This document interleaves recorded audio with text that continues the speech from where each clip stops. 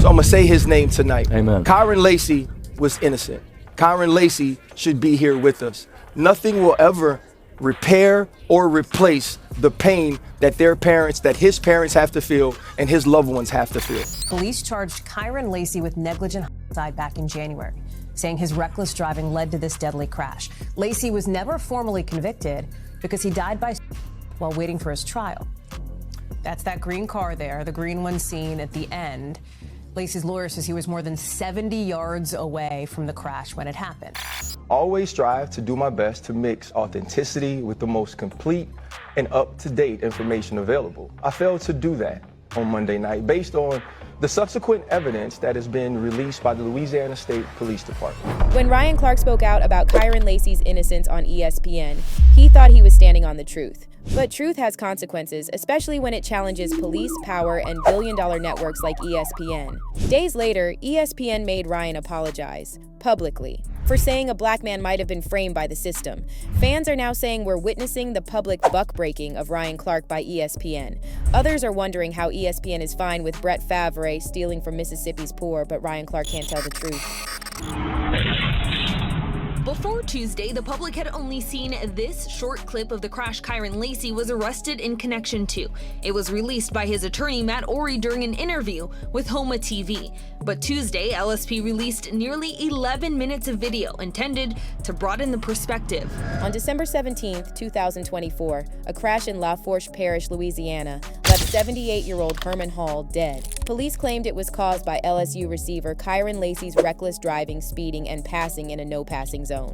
Within days, the Louisiana State Police released a statement calling Lacy the reason for the crash, even though his car never physically hit anyone.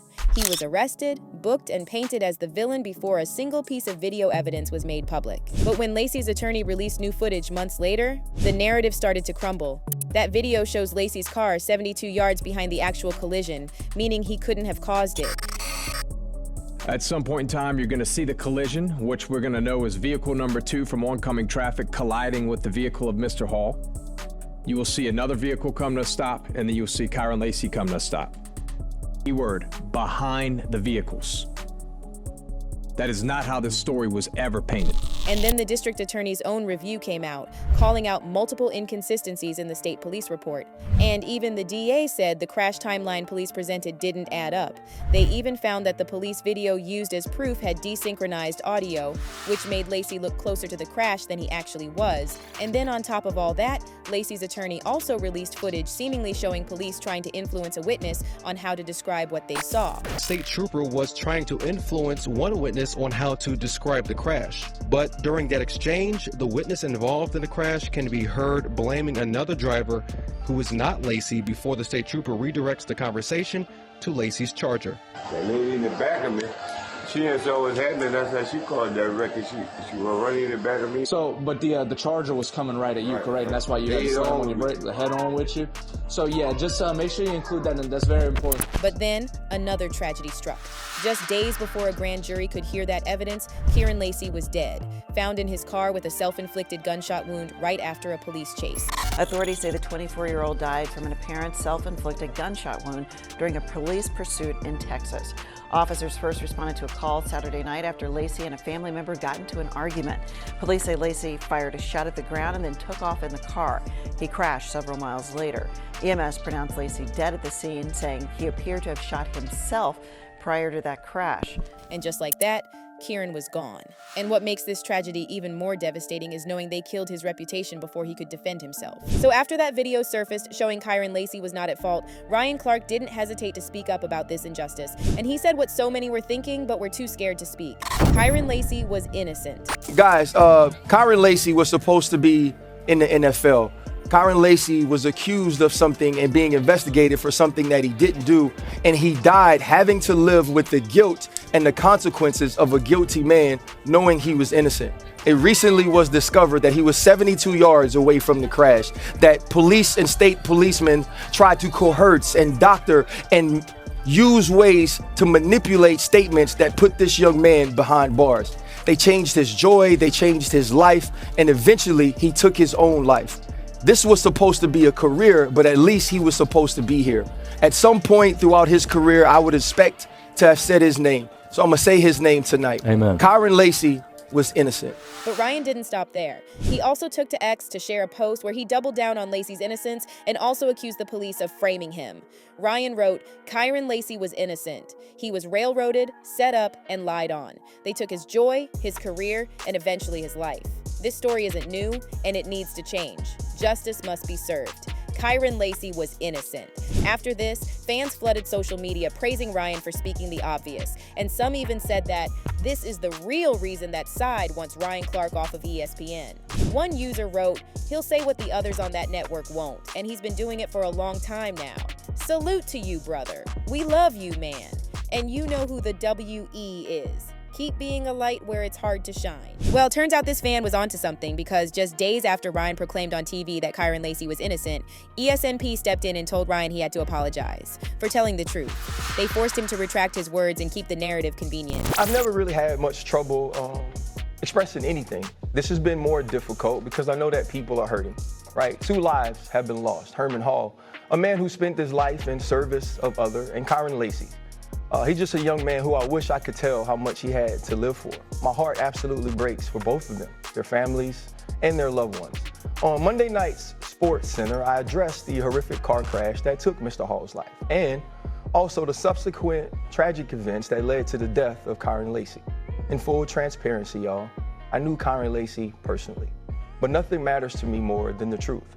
I always strive to do my best to mix authenticity with the most complete and up-to-date information available. I failed to do that on Monday night based on the subsequent evidence that has been released by the Louisiana State Police Department. I set the highest standards of fairness and, most importantly, righteousness in my work. I didn't meet that standard. But since I've spoken to Kyren's representation at length, and I've also reached out to a representative at the state police office just to have a conversation. They informed me this morning that because it's ongoing litigation, they actually can't divulge anything else. It's always important to me that I gather all factual and important information to provide the complete story. That's a responsibility that I do not take lightly. And when discussed in real time on Monday evening, I failed to do so. And for that, I apologize. But this PR written apology wasn't just about one man. It was about sending a message. Speak the truth and you will pay the price. Insiders at ESPN are saying executives told Ryan he crossed a line. But the line wasn't about accuracy. It was about control. Meanwhile, fans are saying ESPN is in cahoots with the police, and they're too scared to say anything that could hurt their bottom line. One YouTube user commented, "ESPN is scrambling fast to get Clark and SVP to apologize and shut up. ESPN doesn't want the Louisiana State Police to slap a lawsuit on them, all because Clark said something that was not only factual but is public information." Basically, corporate media has a simple rule: protect sponsors, protect the system, protect themselves. As for the truth, well, truth is optional to them, especially when it exposes corruption. And this isn't new. Black voices in sports media get disciplined for speaking uncomfortable truths. Remember when ESPN president Jimmy Pitaro refused to air Spike Lee's docuseries on Colin Kaepernick? ESPN claimed it was because they had creative differences, but we all know what they really meant. Meanwhile, Brett Favre can embezzle $5 million from Mississippi taxpayers, and the story barely airs on ESPN. But Ryan Clark says one sentence defending a black man, and the network silences him. And now the internet is calling it what it is: modern-day buck-breaking. A lot of people are furious over this, and they're pointing out the hypocrisy of ESPN. And then some are also calling out Ryan Clark and saying he's being too compliant. One fan said, "Listen, as a man, you must stand for something." He should have told ESPN, "I stand on what I said, F your job, I quit. Nothing or no one can make me go against what I stand for." And someone else added, "All money ain't good money. Ryan needs to leave ESPN and stick to his podcast." But let me know what you think about Kyren Lacy's story.